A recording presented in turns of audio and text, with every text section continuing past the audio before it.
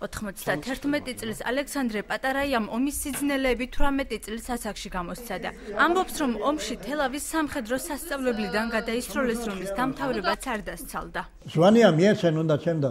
ვერ დაამთავრე, მაგრამ ფრონტზე უნდა გავიჭირე და დაათქვეს ჩვენად შესნაცა და ასობაია სტრელკოვაია ბრიგადა და სამხედროში თითო ასოები შესნაცილი OSB.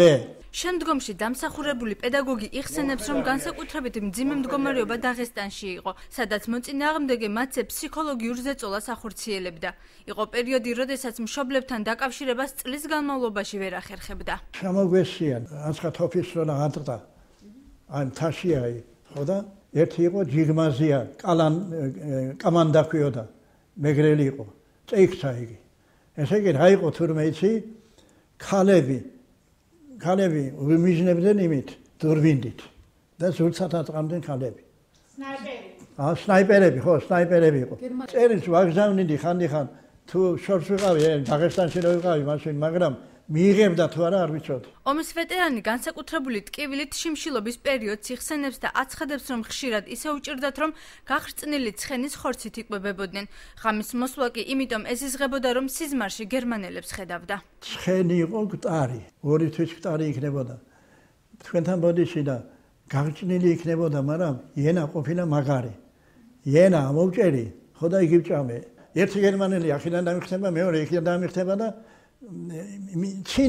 დამცინიან თავზე დიდები მაღლები თლათ. ამას ვარ მე გამაიღვიძა ალბათ რა ვიცი. სიზმრად იყო ჩემი. გერმანელები დამждდებდა ვითომ. ფრონტიდან სამშობლოში კრასნოდარის მხარეში ლეიტენანტ ტარანის დახმარებისას ბეჭში მიყენებული ჭრილობის გამო დააბრუნეს, რის შემდეგაც ომში აღარ დაბრუნებულა. ზურგში დავწერი მე. ზურგში შემოვიდა გერმანელის ბომბდამშენები. 400 კაციდან 13 დავჭირდი. 68 წლის განმავლობაში მიღებული ყველა ჯილდო მოხუცისთვის ძვირფასია, თუმცა მათგან განსაკუთრებით მნიშვნელოვანს გამოარჩევს. სხვადასხვა დროს სხვადასხვა მომცეს ახლა. ორდენა ეკრიშკა. ხო.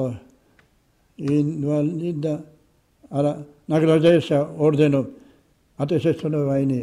მიუხედავად ომში გამოვლილი არაერთი სიძნელისა ალექსანდრე პატარაია თავის არც ერთ ნაბიჯს არ ნანობს და აცხადებს, რომ სამშობლოს სიყვარული ამად ღირდა.